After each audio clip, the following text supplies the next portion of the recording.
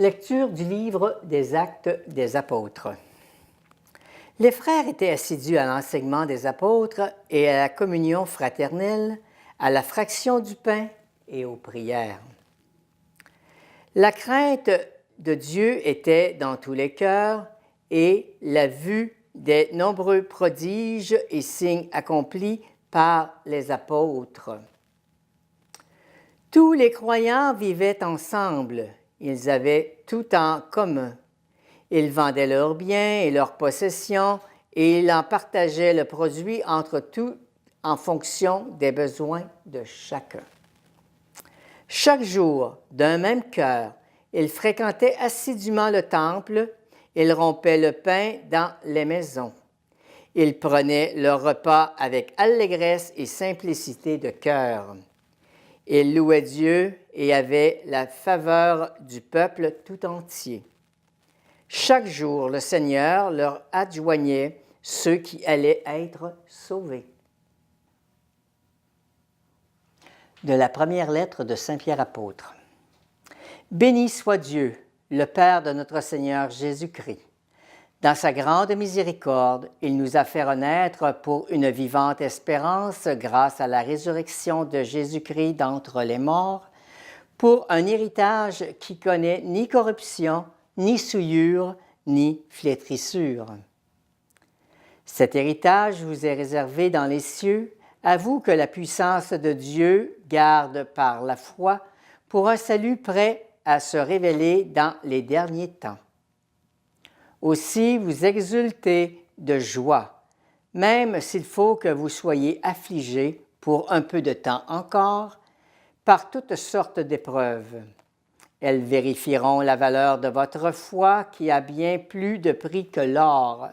Cet or voué à disparaître est pourtant vérifié par le feu, afin que votre foi reçoive louange, gloire et honneur quand se révélera Jésus-Christ.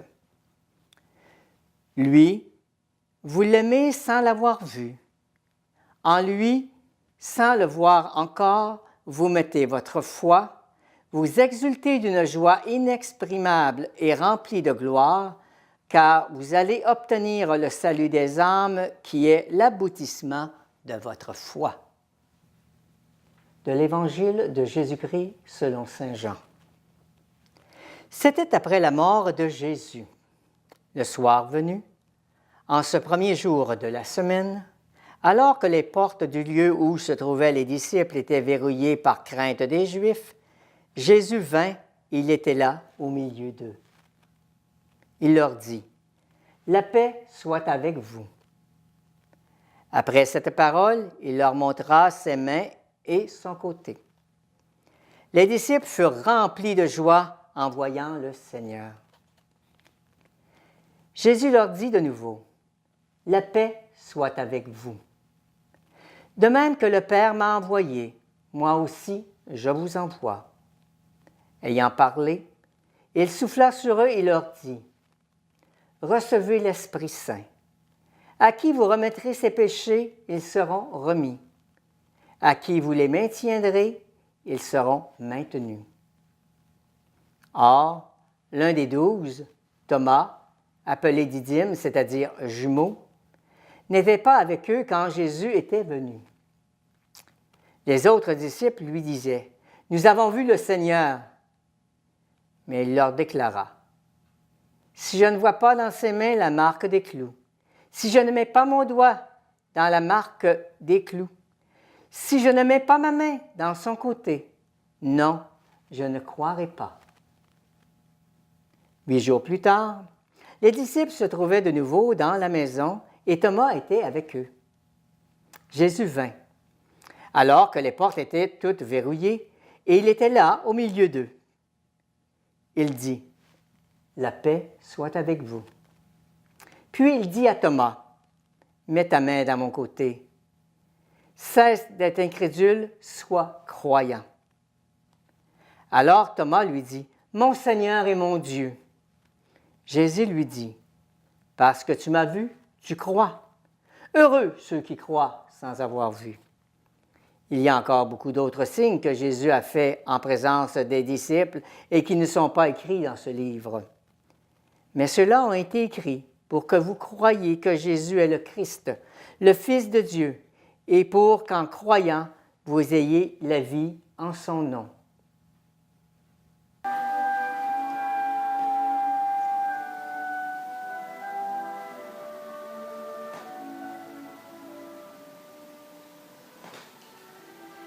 La paix de Dieu soit sur nous. Évangile de Saint Jean, chapitre 20, versets 19 à 31. Quand Saint Jean écrit son évangile, cela fait déjà plus de 60 ans que Jésus est mort et ressuscité. 60 ans que les chrétiens se réunissent chaque dimanche pour fêter la présence du Christ parmi eux. Et cette rencontre du premier jour de la semaine apporte, dimanche après dimanche, la joie, la paix et le don de l'Esprit Saint. Pâques, jour de résurrection, nous l'avons célébré il y a 8 jours. Et puis, chaque jour, l'Évangile nous fait vivre un épisode sur la rencontre de Jésus ressuscité. C'est ce qu'on appelle l'octave de Pâques. Mais venons-en à notre évangile. Les apôtres sont emmurés au cénacle par crainte des Juifs. Mettez-vous à leur place. Ils ont suivi un homme pendant 3 ans. Ils l'ont écouté. Ils ont voulu vivre de ses paroles pleines d'amour et de miséricorde. Et puis, la foule qui l'a acclamé s'est retournée en 3 jours pour le condamner. Ses disciples qui le suivaient l'ont aussi abandonné. Ils l'ont vu mourir sur la croix. Et comme Jésus l'avait annoncé, en faisant l'écho à l'Écriture, le 3e jour, il est ressuscité. Le tombeau est vide. Les apôtres ont été les premiers surpris. Ils ont eu beaucoup de mal à croire à la résurrection de Jésus. Et pourtant, Jésus le leur avait annoncé. Les disciples l'avaient pourtant suivi, entendu, mais par manque de foi, ils ont fini par retourner à leurs occupations quotidiennes. Ce récit veut nous aider à affermir notre foi au Christ ressuscité. Car ce n'est pas une évidence, pas plus hier qu'aujourd'hui.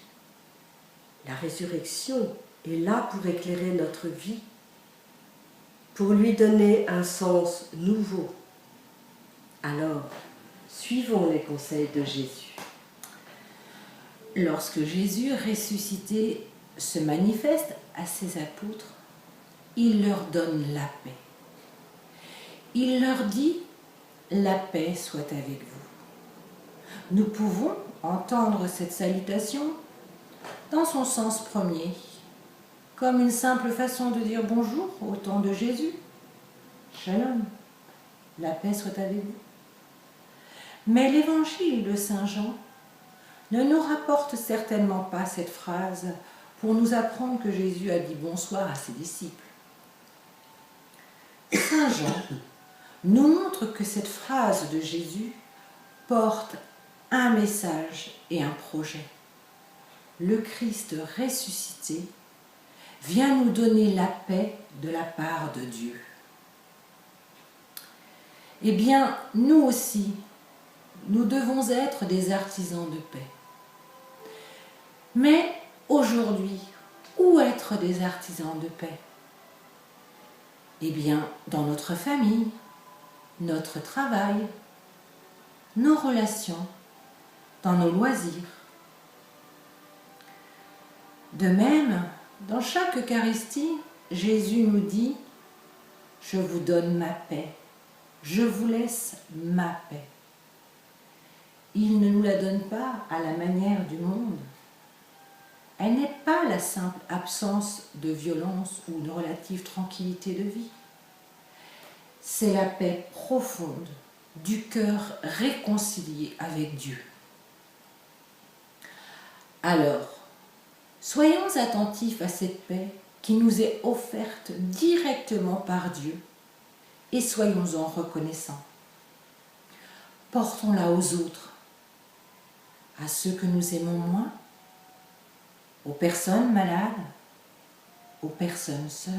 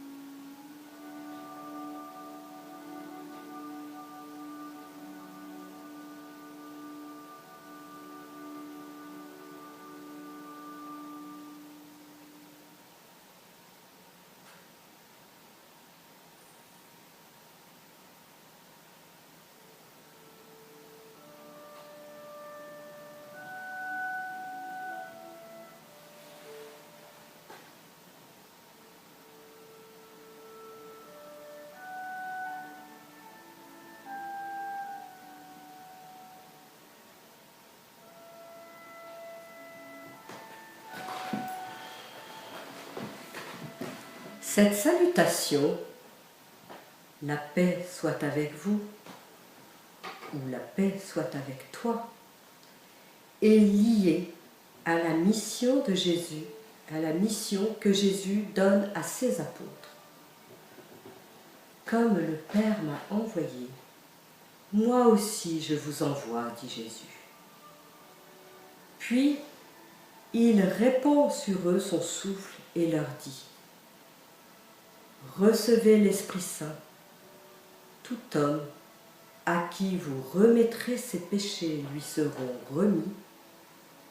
Tout homme à qui vous les maintiendrez, ils seront maintenus. Le don de l'Esprit aux apôtres est lié à cette présence du Christ ressuscité. Jésus donne son Esprit aux apôtres pour l'accomplissement de leur mission, particulièrement pour le sacrement de réconciliation. Ce sacrement nous permet de confier nos péchés au Seigneur par l'intermédiaire du prêtre. Ce dernier, au nom de Jésus, nous pardonne et nous redonne la vie. On peut dire aussi qu'il nous remet debout et que nous sommes ressuscités. Rappelons-nous le récit de la passion de l'évangile de Saint Jean.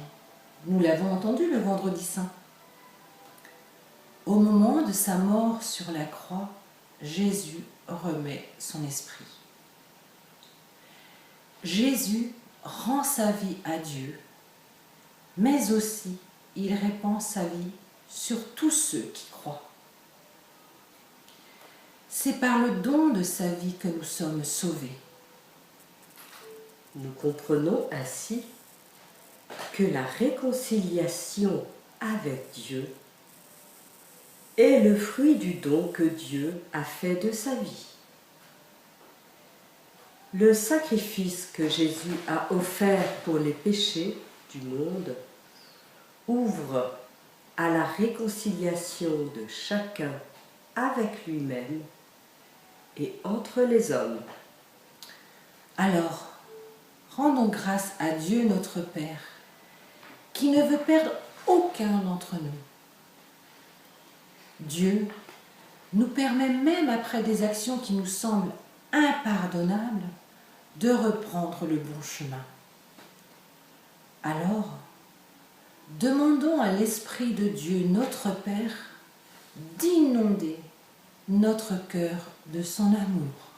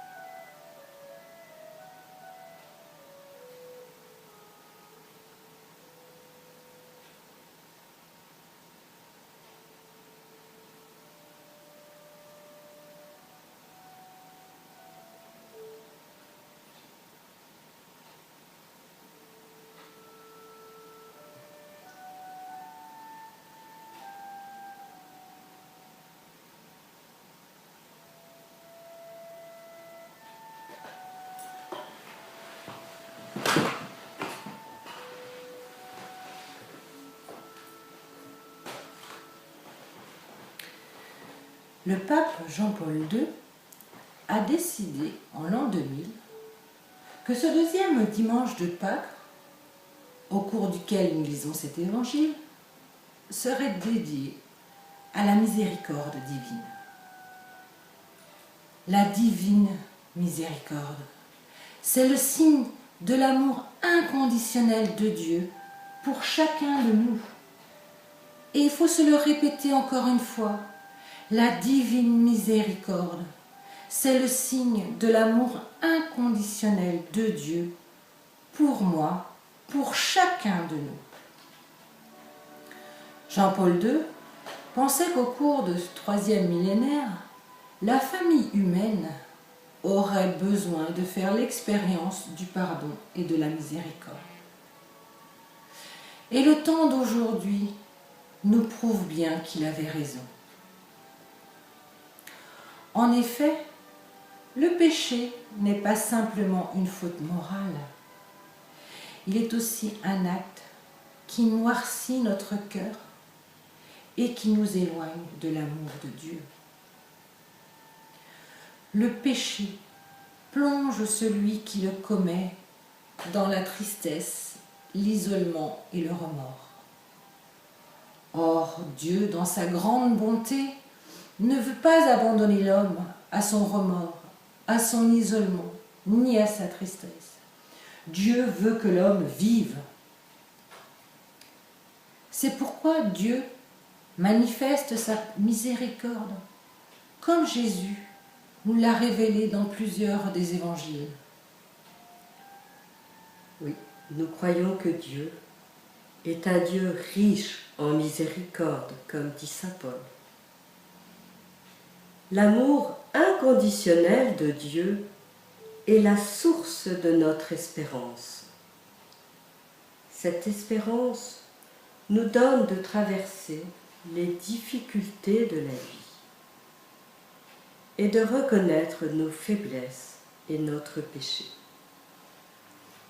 Éloignés de cet amour de Dieu, nous serions désespérés et pleins de haine. Or, l'homme est libre et responsable de sa vie. Seul, il ne peut rien. Il a besoin de l'amour de Dieu. Pour cela, demandons à Dieu notre Père de changer notre cœur de pierre en cœur de chair.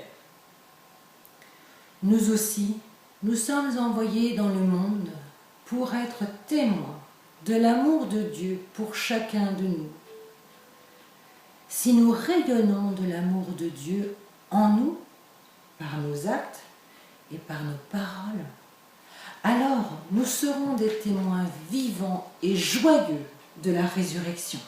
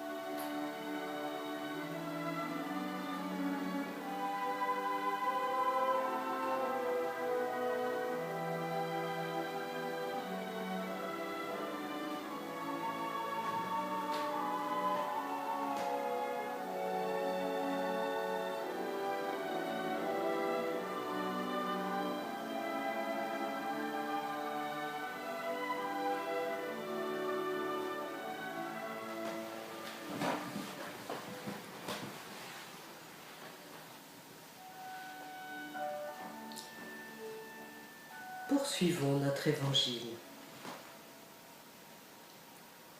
L'un des 12, Thomas, n'était pas avec eux, et il n'a pas cru le récit des autres disciples. Quand Thomas est enfin devant le ressuscité, Jésus lui fait toucher ses mains et son côté pour qu'il constate que le Christ ressuscité, c'est bien Jésus de Nazareth. Une fois encore, Jésus veut nous révéler qu'il est homme et Dieu. Thomas, après avoir vu et touché, dans un élan de joie, a pu s'écrier « Mon Seigneur et mon Dieu ». Ô Thomas, ta réaction est bien souvent la mienne. Je ne veux croire que ce que je vois. Et surtout, j'ai bien du mal à trouver Jésus le ressuscité. Peut-être avons-nous en tête des situations où maintenant nous pouvons dire que Jésus le ressuscité était présent près de nous. Oui, Jésus, tu es au cœur de nos vies et c'est toi qui nous fais vivre.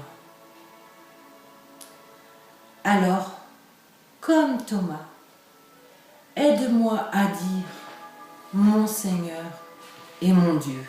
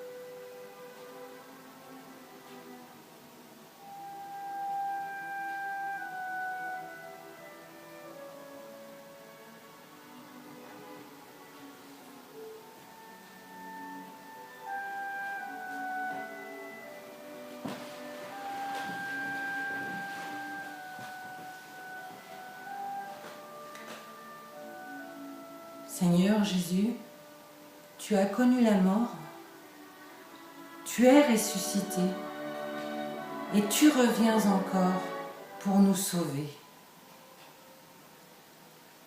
Alors, ensemble, unis à toute l'Église, nous pouvons dire « Notre Père, qui es aux cieux, que ton nom soit sanctifié, que ton règne vienne, que ta volonté soit faite sur la terre comme au ciel. Donne-nous aujourd'hui notre pain de ce jour. Pardonne-nous nos offenses, comme nous pardonnons aussi à ceux qui nous ont offensés. Et ne nous soumets pas à la tentation, mais délivre-nous du mal.